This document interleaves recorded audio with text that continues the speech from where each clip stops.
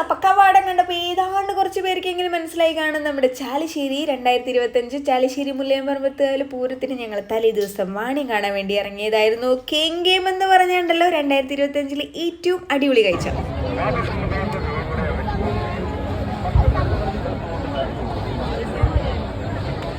ഞങ്ങളൊരു 7 മണിയോട് കൂടിയിട്ടാണ് കേട്ടോ അവിടെ എത്തിയത്. 7 മണിക്ക് തന്നെ ഭയങ്കര തിരക്കായിരുന്നു. എന്നിട്ട് ഒരു 9 മണിയാകുമ്പോഴത്തേക്കും ഞങ്ങൾ റിട്ടേൺ വരുമ്പോഴത്തേക്കും ആളുകൾ അങ്ങോട്ടേക്ക് പോയിരുന്നു. അത്രയും തിരക്ക്.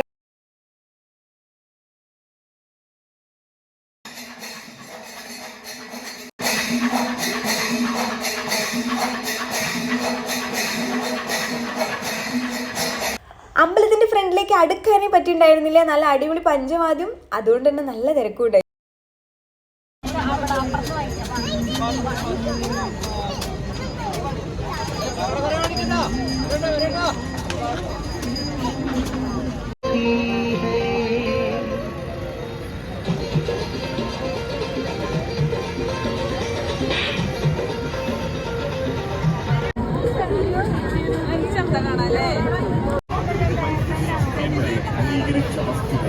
പച്ചനാരുകൾ ധാരാളം അടങ്ങിയിട്ടുള്ള കരിമ്പ് ജ്യൂസ് 1 ഗ്ലാസ്സിൽ 13 ഗ്രാം പച്ചനാരുകൾ.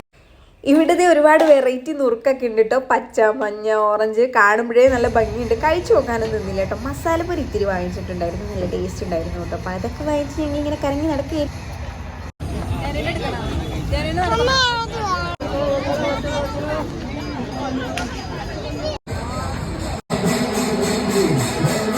ഞങ്ങൾ ഈ വായി നോക്കി നിൽക്കുന്നുണ്ടല്ലോ, നാളെ അണിനിരക്കാൻ പോകുന്ന ഗജവീരന്മാരാണ് കേട്ടോ. ഞങ്ങൾക്ക് ഭയങ്കര ഇഷ്ടം. കുറച്ചധികം നേരം നോക്കിയിരുന്നു.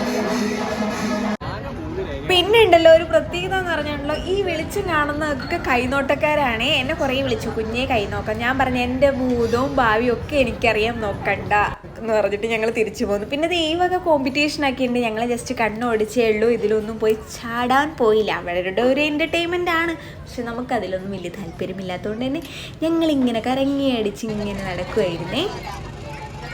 പോകുമ്പോഴേ ഞാൻ പ്ലാൻ ചെയ്തിട്ടുള്ളൊരു കാര്യമായിരുന്നു, എനിക്ക് പാനിപ്പൂരി എന്തായാലും വേണം. അങ്ങനെ ഈ ഒരു പ്ലേറ്റിൽ 7 എണ്ണ ഉള്ളത് 7 എണ്ണ 50 രൂപയ്ക്കാണ് ഞങ്ങൾ വാങ്ങിച്ചിട്ടുണ്ടായത്. അങ്ങനെ 2-3 പ്ലേറ്റ് ഞങ്ങൾ കഴിച്ചു. സത്യം പറഞ്ഞാൽ അടിപൊളി ടേസ്റ്റ് ആയിരുന്നു. എനിക്ക് ഇനിയും കൂടുതൽ വേണം തോന്നിയിട്ടുണ്ടായിരുന്നു. ഭയങ്കര ടേസ്റ്റാണ്. ഞാൻ ഫസ്റ്റ് ടൈമായിട്ടാണ് കേട്ടോ കഴിക്കുന്നത്. ഇതുപോലെ പുറത്തുനിന്നാണേലും ഇവിടെ നിന്നാണേലും ആദ്യമായിട്ടാണ് കഴിക്കുന്നത്. ധ്യാനുവിന് അതിൻ്റെ ജ്യൂസ് ഒഴിച്ചിട്ടൊന്നും ഇഷ്ടപ്പെട്ടില്ല. ഞാൻ എല്ലാ വിധത്തിലും ട്രൈ ചെയ്ത് നോക്കി. പിന്നെ ചട്ടിയുടെ ഒരു ചാകരയായിരുന്നു കേട്ടോ. കാണാൻ വേണ്ടി എന്ത് രസമാണ്. നല്ല മുടിഞ്ഞ റേറ്റും ആണേ.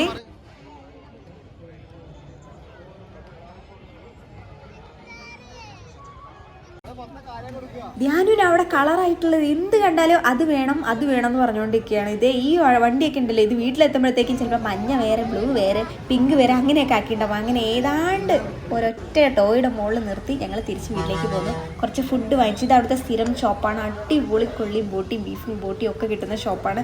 അതൊക്കെ കഴിഞ്ഞ് ഞങ്ങൾ തിരിച്ച് വീട്ടിലേക്ക് വരുമ്പോഴത്തേക്കും 10 മണിയൊക്കെ ആയിട്ടുണ്ടായിരുന്നു. അപ്പോൾ ഞങ്ങളുടെ കറക്കൊക്കെ അവസാനിച്ച് ഞങ്ങൾ തിരിച്ച് വീട്ടിലേക്ക് പോന്നു.